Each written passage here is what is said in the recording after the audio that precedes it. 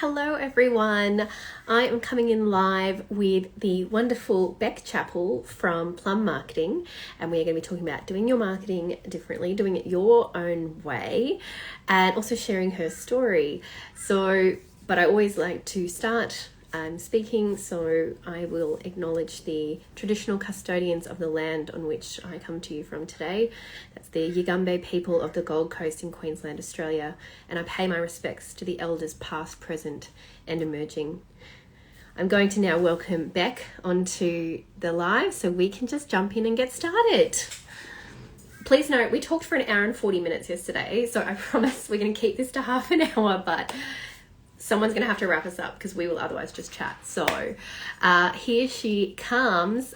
Beck. I'm going to do a dance until you come. What are you talking about? We don't have an issue with talking. We are wallflowers. I'm wearing my flower top just to represent that. I hope you appreciate that I put earrings and lipstick on for all of you. So okay, I didn't do the lipstick thing, but I did the earring thing. Can everyone have a moment for earrings? We showed up today, and you have a lovely bookshelf behind you. I did nearly turn this around so I could have a bookshelf. Bookshelf with branding. It took me a long time to get this bookshelf just right. Can I just say, like, it's all about the placement, right? We will acknowledge that. So well done. We have people jumping on. So we want to say, I'm going to ask you the fun existential question of who are you? Oh, well, I'm Beck. You're like, that's it. I'm Beck. That's it. I'm done. I'm Beck. I have been a marketer for over 13 years now. I'm so much more than a marketer though, but marketing is, it's how we connected, which I love. And I'm also now a business owner. So I did 13 years, I did 12 years in corporate actually I must have been in marketing 14 years now, because then I've done 2 years in my business. And pretty much my sweet spot is the fact that I love to help businesses with their overarching strategy, and then how that strategy is actually going to come to life. So really like diving into that. And, it has been 2 years of finding what I love. Oh, look at that. Thanks, Chantel. That's cute. Marketing genius. Boom. I'll take that.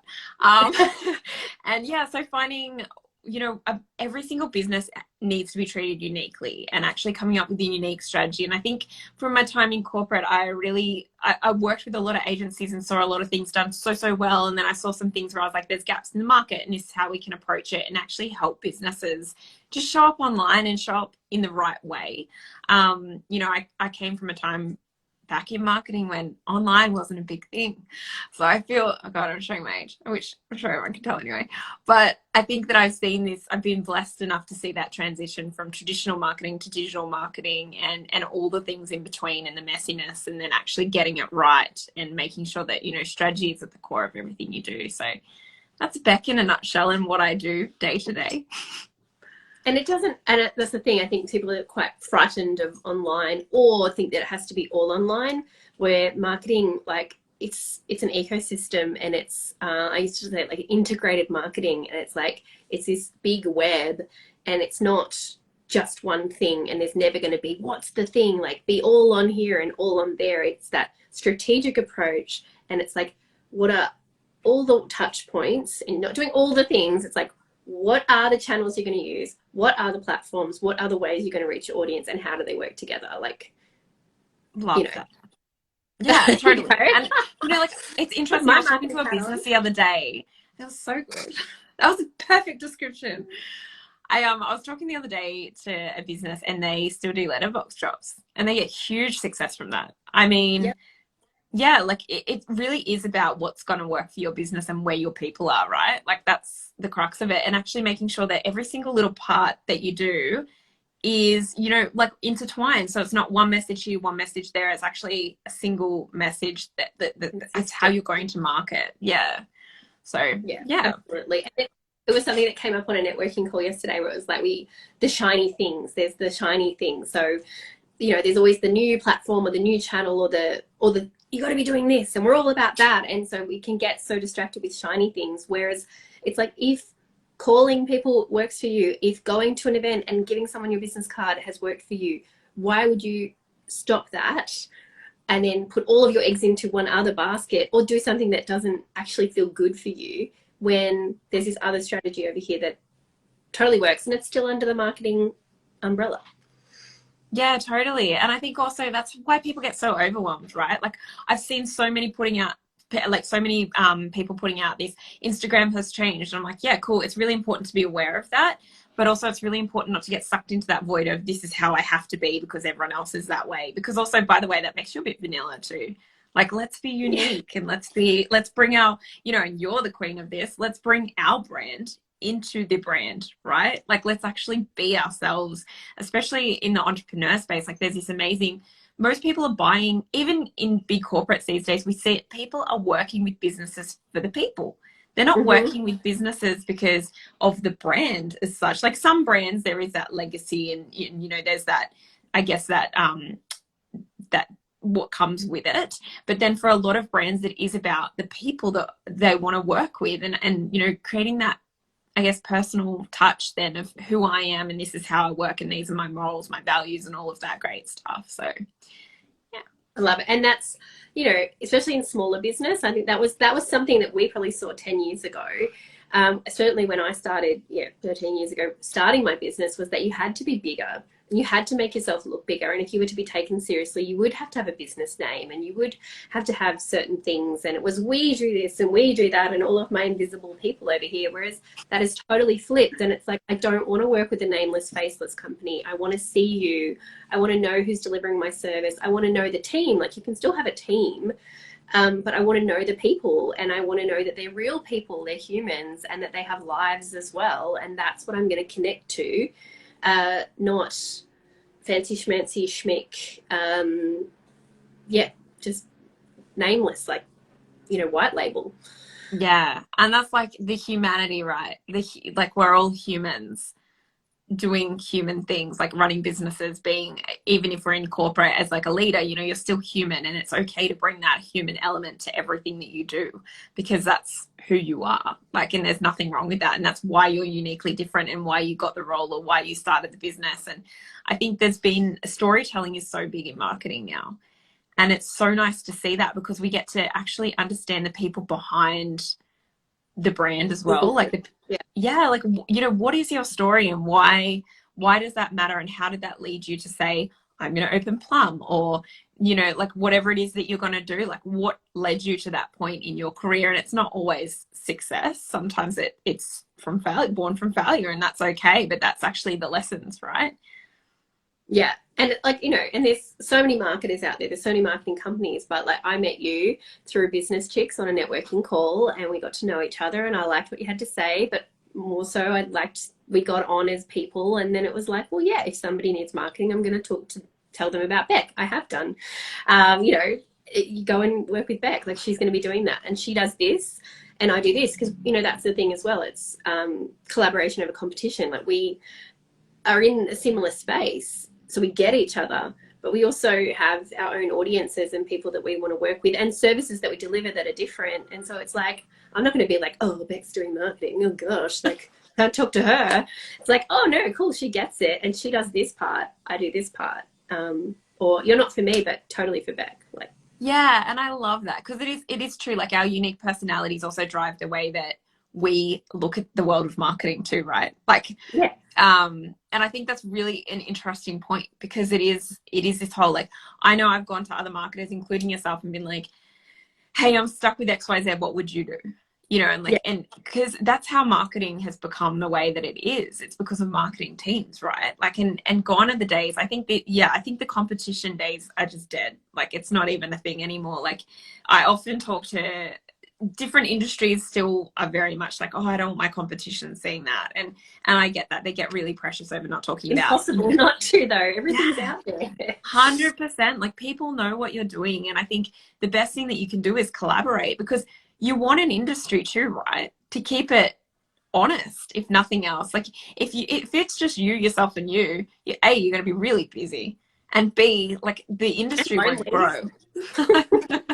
And you're right. We did have marketing teams before, and when we're often, you know, in small businesses working on our own, we don't have those people to bounce off. We don't have those people to have ideas on. We may not hear about like we can do our own research, but you may not hear about the trends or what's happening or what's changing, and you're missing that part, whereas someone else can bring that in for you and give you a new perspective, which adds value to your audience and adds value to your clients and, well, to you.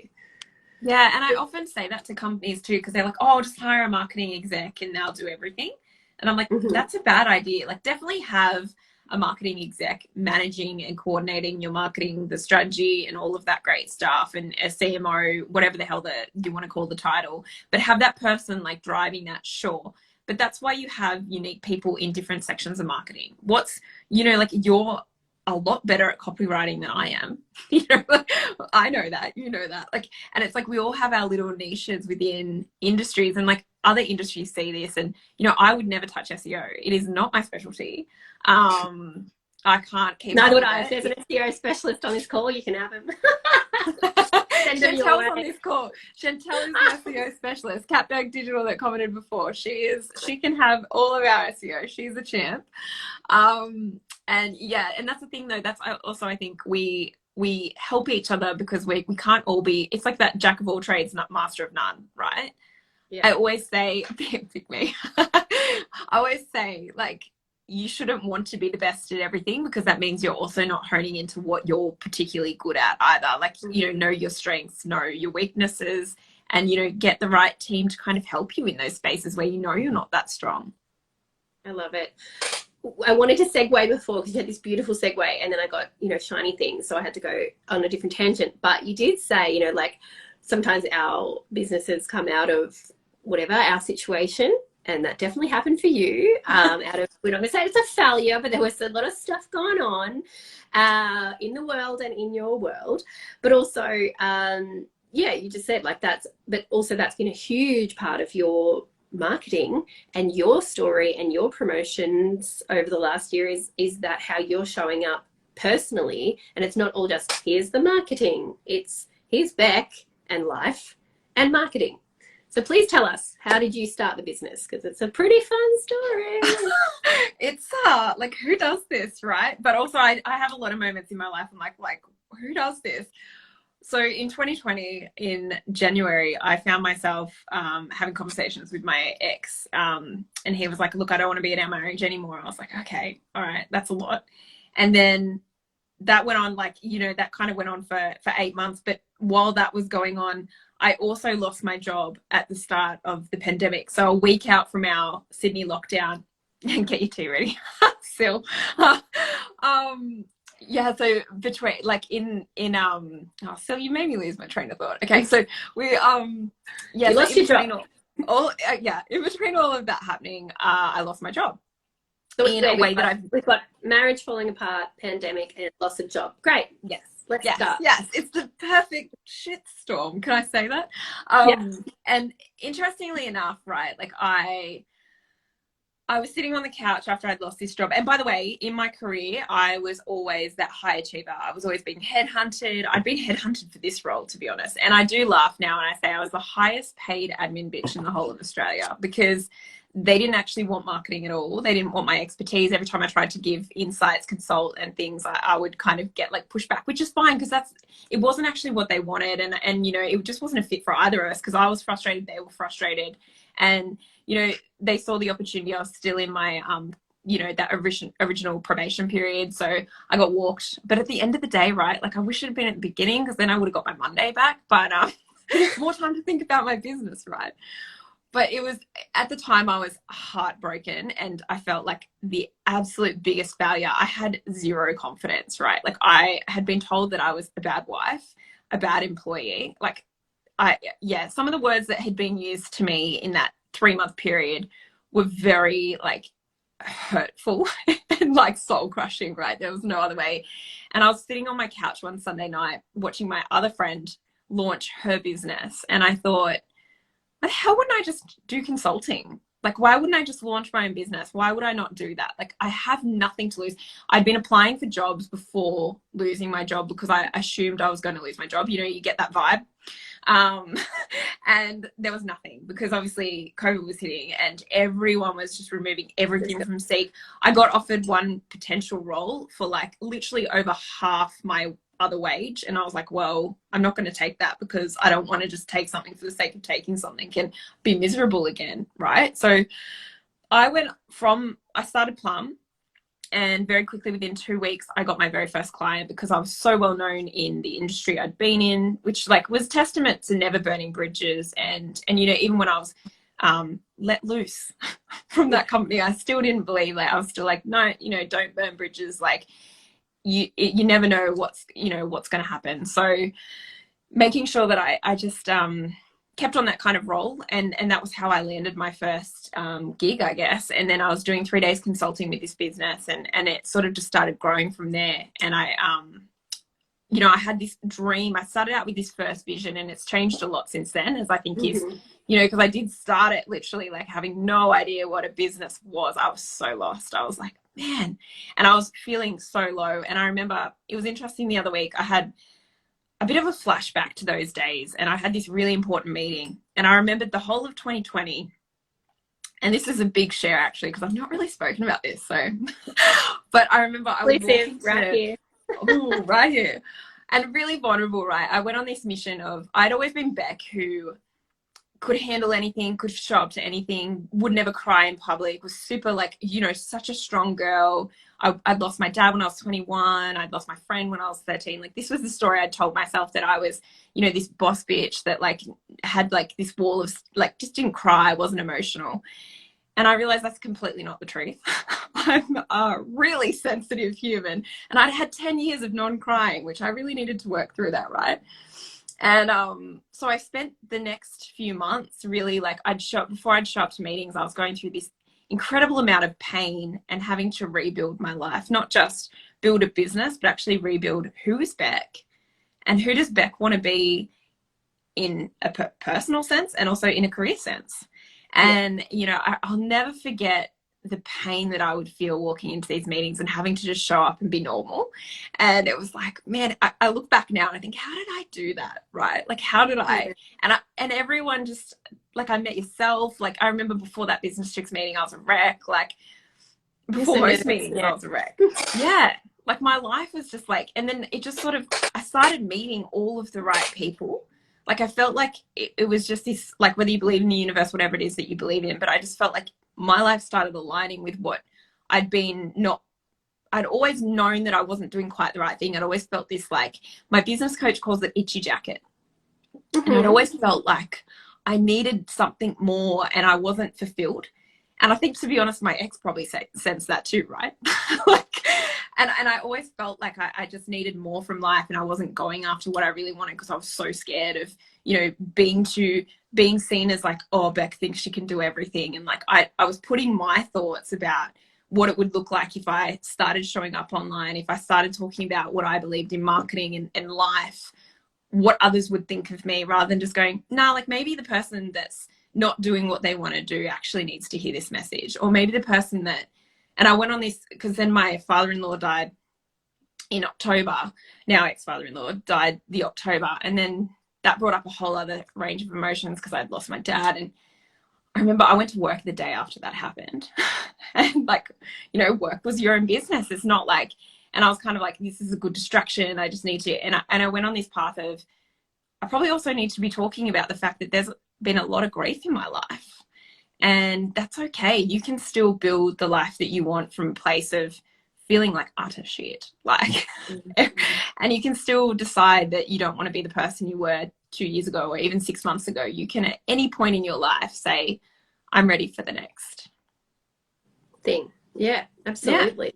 Yeah, and I think that, you sharing that though was for others, like, could help others, but I'm sure sharing it and saying it out loud and saying those things would have helped you massively too. That initial sharing of something. And by all means, we're not saying like everybody has to have a line of how much they share and what you want to share, but being able to say things that you didn't usually say, and then people not only just being like, oh, it's okay that I said it and it's out loud and it's in the world, but it's like that actually liked it.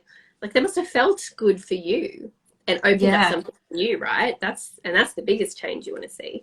And I think the biggest thing I've had, even from like my marketing side of my life and also from my personal side of my life, is people reaching out and thanking me, which you know, I've never had before. Don't get me wrong. I had one guy that messaged me and told me I was the reason that all relationships were failing. And I was like, cool, awesome. Like, so glad to be that person, because if people are in bad relationships, they shouldn't be in it, you know, like do what you love in life and make sure you really love it. Right.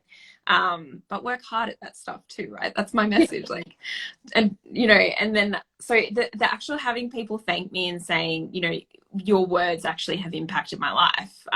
They've made me feel like I can do X, Y, Z, or, you know, having my clients say, I feel like I have my own personal cheerleader. I'm like, yes, this is the vibe I want to be putting into the world. This like inspirational, and it's not to say every single day is happy. Like I openly share the fact that some days just suck, and that's cool. Like, you know, you got to work through those emotions. And as a chronic avoider in my 20s, I had a lot of facing of emotions to go through. And like 10 years of avoiding emotion really hit me in 1 year. But you're right, like talking through it and making a joke about it occasionally, and you know, getting the help that I needed and surrounding myself with just awesome humans.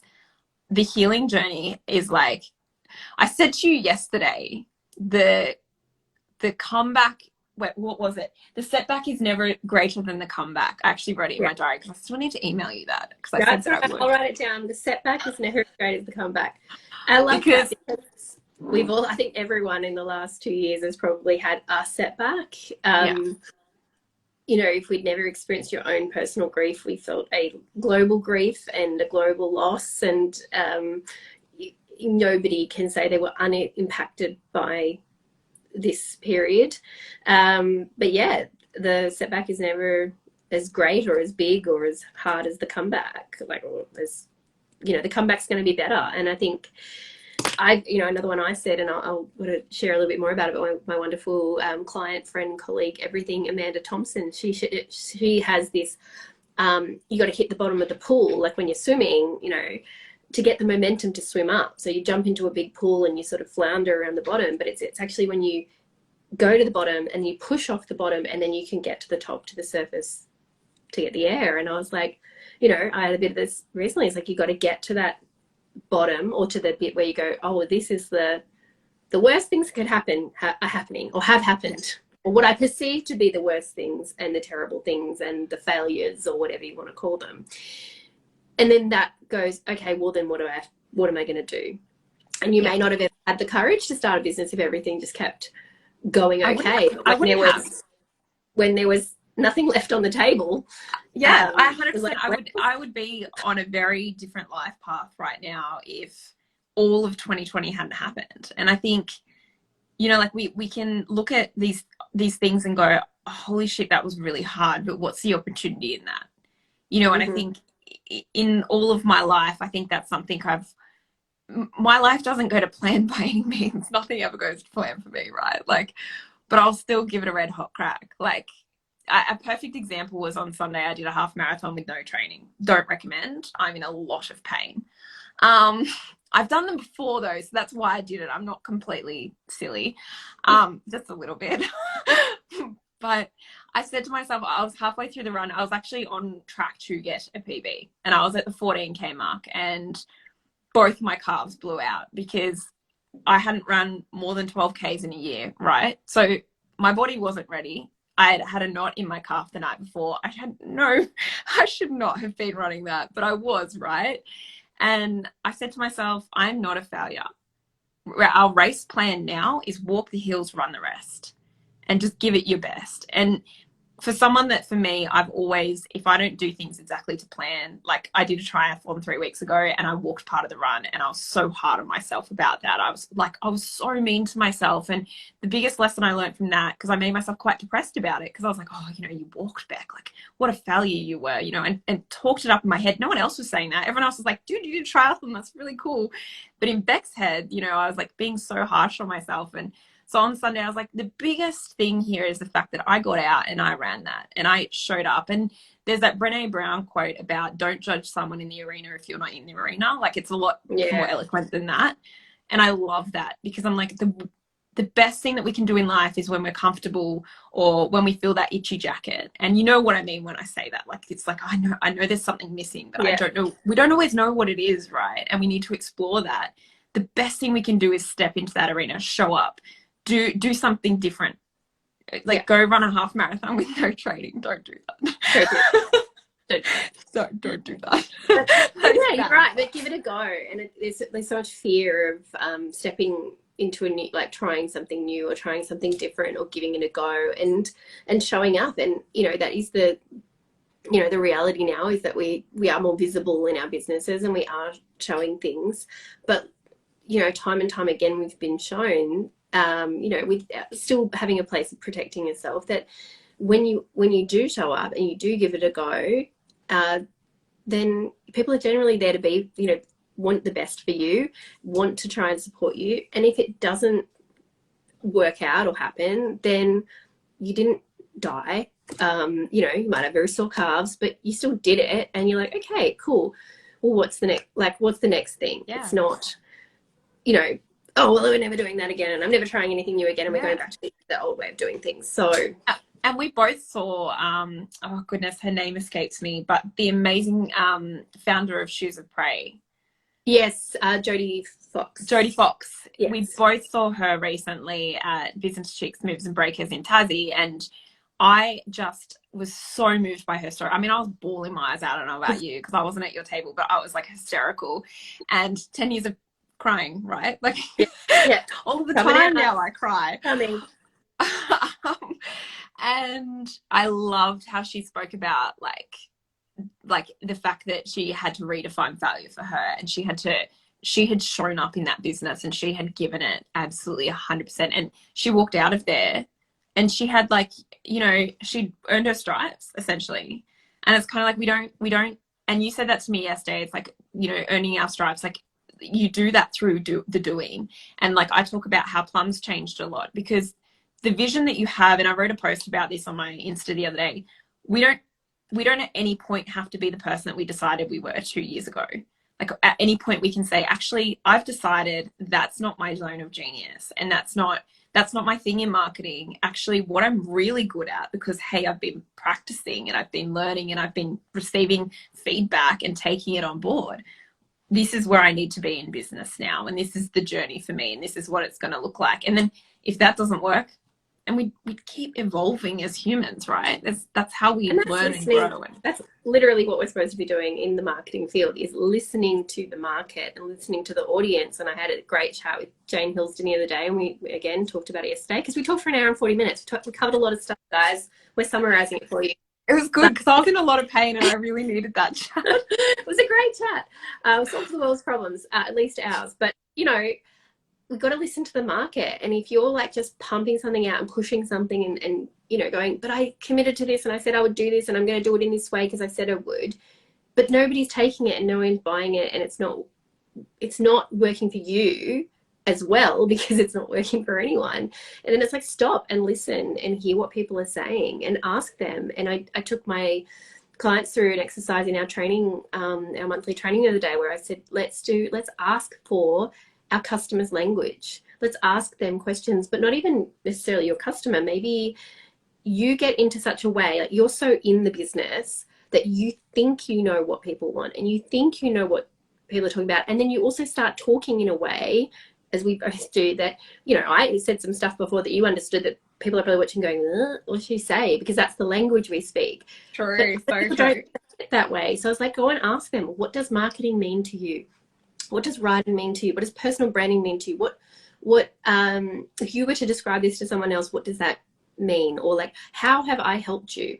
Give me a sentence. Like, keep it really simple. And it's like, get the words and the language from them and ask them, what did they want?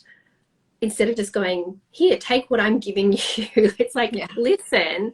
And then it's okay to do our favorite word of, it was 2020, but now it's been 2 years, of pivot, and to go, or add another stream, or to remove something, take it away. This is the beauty of us being businesses and being small businesses, that we can be that agile and go, no, you know what, I'm working this way now. Or, you know what, you asked me for that, I'm going to create it for you. I'm going to make it for you. What, you want a masterclass on this? Cool, let's do it. You want me to go and speak over there about that? Great, let's make that happen. If that's what you want, let's do it. So listen to your audience and what they're responding to and give it to them.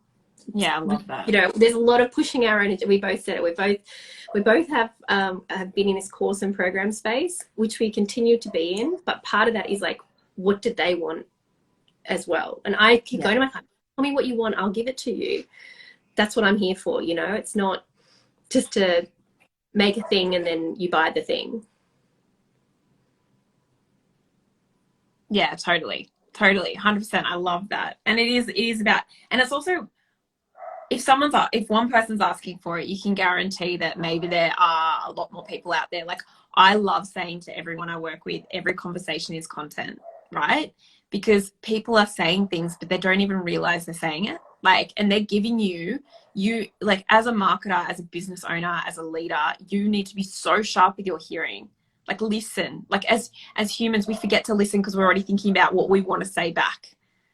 And the biggest skill that I've learned probably in my journey on this planet is actually learning to listen, because as someone that is a very good talker, I'm very known for it, sitting back and actually just learning to absorb and listen to what people say to me, it's, you know, it's been the biggest gift that I've actually learned, because I was quite terrible at it. And it's okay to say, hey, I'm not a great listener, and actually work on that, right? And to pause and to stop too, like, because listening is, I didn't do it then, but to pause and to like really take in what's been said and to listen. And the same in our business, we can pause and we can stop for a second, because there's such a feeling, and I get it too. I get it. It's that feeling that you have to be constant and that you have to put stuff out there constantly. And if I don't show up, you know, every day or every second, they're going to forget about me. And you do have to be consistent, but that doesn't mean, okay, cool, I'm going to show up twice a day with absolute crap just because I have to, because that's what everyone else is doing. If you need to pause for a week, or you need to pause for, you know, however long, you know, I wouldn't say do it for heaps long extended periods, or it's like, oh, you know what, all I can do at the moment is show up once a week. And all I'm going to do is show up on my stories just to be like, hey, I'm still here, and have you seen this? Or like, yay, person over there. If that's all you can do, that's okay. Until you have something, until you like, okay, cool, this is what we have. But, you know, this is where planning strategists, beautiful people like yourself can help, because they can see outside of us. But I think that, you know, just listen for a while and listen to yourself, and as well as what's everyone been saying, what's the audience saying, what I'm feeling, and then get an alignment there before you start going forward. Totally. And that's like, look, I'm there in my own business at the moment. I've kind of gone a little bit quiet. I'm making some decisions. I'm making some changes, and I'm not going to market 100% until I'm very clear on what the answers are for me. And I'm actually perfectly okay with that as a marketer, because right now I've got, you know, like I'm lucky, I'm in abundance. But obviously, you know, changing that kind of that messaging and stuff. But people do ask me, like, where have you been? You know, because they notice that you take that. And sometimes we do actually just need to take a little bit of a break from social media for our mental health too. Like, that's actually not a bad thing either. It's about knowing your boundaries and things, but that's a whole other conversation, right? But yeah, like, don't go, if you're making a few changes, you're making a few tweaks, take that week off, get that messaging right, and then go, you know your plan, know your strategy, and then know your channels too, right? Because that's super important. And go hell for leather. Like, have your plan and be consistent with it. I always see this meme pop up on 6 months on Insta, and it's like, if you're serious about something, go hard for 6 months, you know, like, test that. And I'm like, well, that's what marketing's about, right? Like, we test, we trial, we test it. And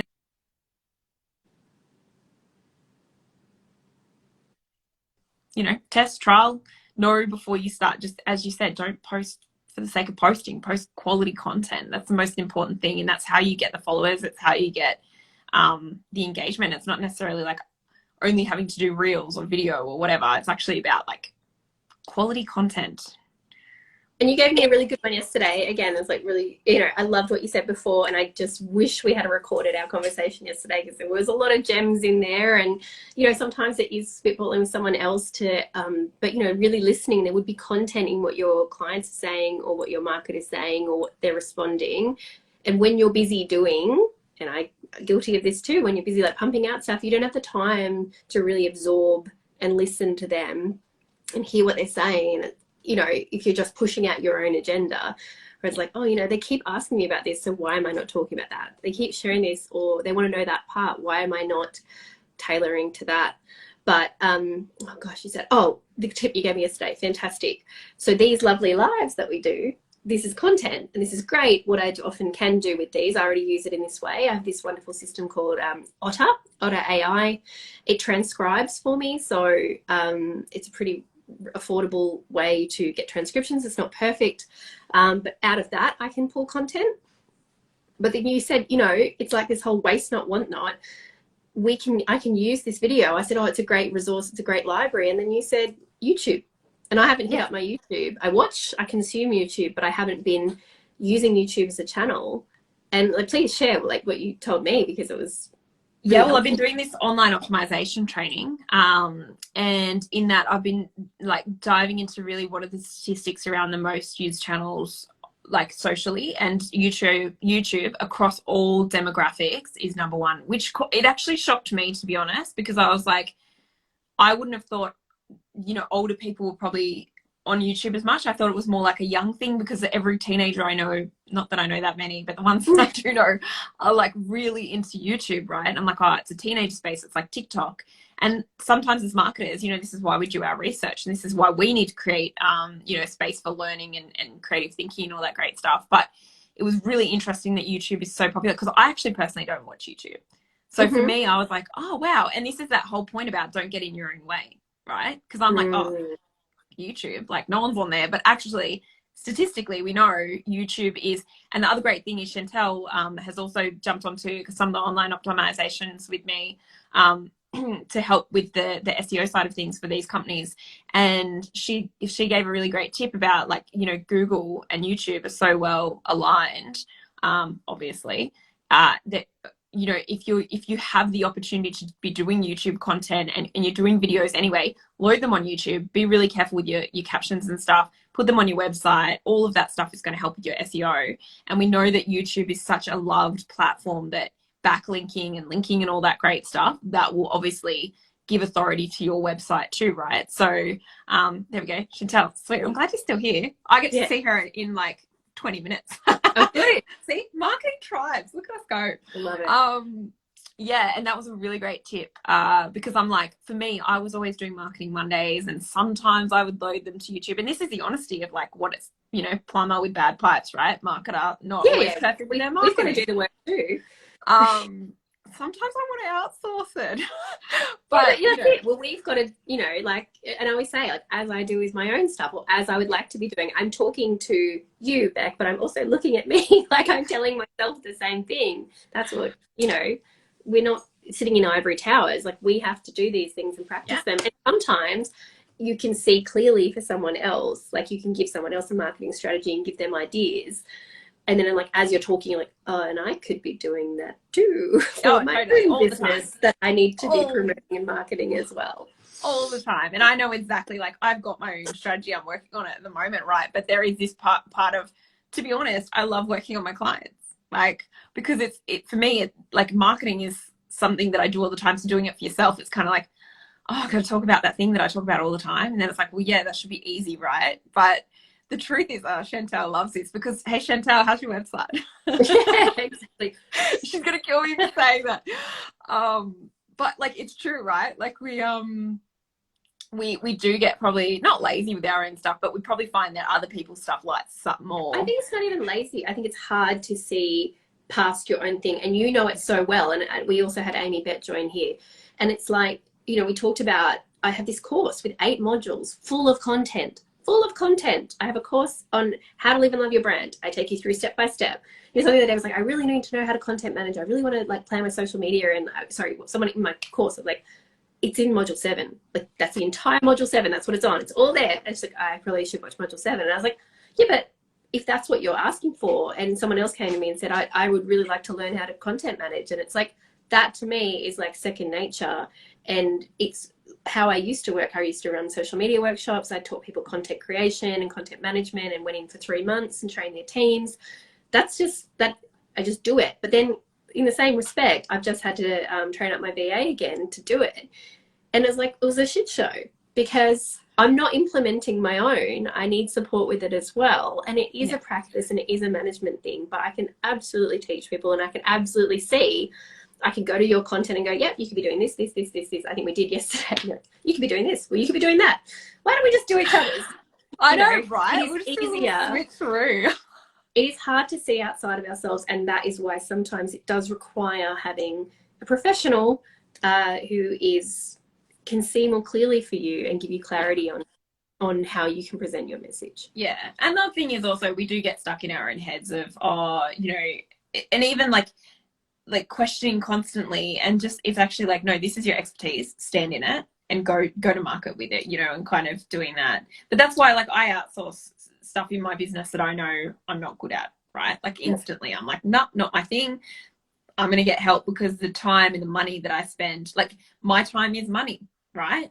So if I spend my time, you know, Chantel actually created my website. If I'd spent time creating my website, well, firstly, I'd be batty by now. It would still probably not be done. 100%. I would have no website. They're never done, by the way. This is a myth with websites. Correct. I'm sorry, Chantel, I hope you agree. They are never finished. No. They are always a work in progress, and they always need to be refreshed. So just they're when a you beautiful that, work in progress. yes, then like you can go. Done is better than perfect. Yes, totally. I love that. Done is better than perfect. It's so important to know that.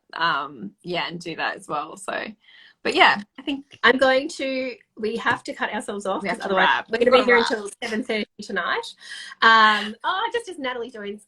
So shameless self-promotion. I think we've already sort of said, you know, please. Basically, this was just a big like hire us sign. But anyway, how do we connect with you, gorgeous Beck? Well, there's probably the best way is through Insta. I'm on here. And the other way is obviously through, I'm on here regularly, through my website as well. You can go there and kind of check it out and see Chantel's work, because she built it. But you can also find out like all the strategy and how you can kind of work with me easier, better. Like, you know, I love working with brands and just kind of helping them excel, and just seeing. The thing for me is also seeing what they're doing now, what they're not doing, and where we can improve because what they're doing might be great anyway, but it's actually just about those little tweaks that we can make that, you know, give them that extra 10% or 20% or whatever it is. Yeah, so they can, probably the easiest way, this is on Insta, so hit me up through DM. Love it. Thank you so much for your time today, and thank you for having me today. This is so fun. This is going to be up on YouTube. Chantel, don't worry. It's been delegated to my virtual assistant. Look at us doing all the things. I will have to tell Chantel, we'll have to do an SEO and online optimization chat now. I think that would be really helpful. 100%. Yep. And she's got similar energy to us. If people have been watching the whole time, well done. And or if you're watching back later, if there is something that you would like to see here on this live, because I'm going to listen to the audience, if there's things that you want to hear from us as people in the marketing field who, or, you know, want to talk about brand, you want to talk about message, you want to talk about putting yourself out there, let us know, let me know what you want to hear from, because we can then do a topic on it. And I'm more than happy to bring Beck back as well, because basically I'm just writing notes. And she does love if a business had this marketing thing, what would they do, Beck? Not for me. I mean, for someone else. I love to talk too. It's like, it's a real problem, but that's okay. We'll solve that one day. And cut. Thank you. Thank you. Bye, everyone. Bye.